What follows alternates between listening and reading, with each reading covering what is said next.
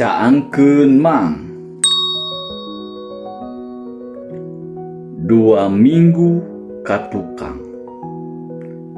Kuring meuli ban tukang. Jang motor nu geus belang. Anu ban luarna geus dugul herang. Ban anyar datang di toko ban online mang. Terus ka bengkel dipasang ku Mang Ijol nu bau kesang. Ayeuna ban geus kudu ganti deui.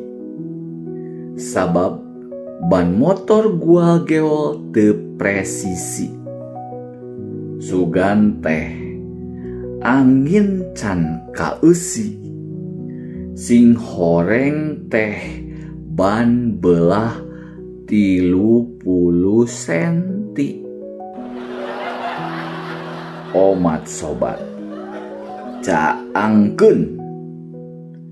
Barang beli kudu tenang, supados umur barangna panjang.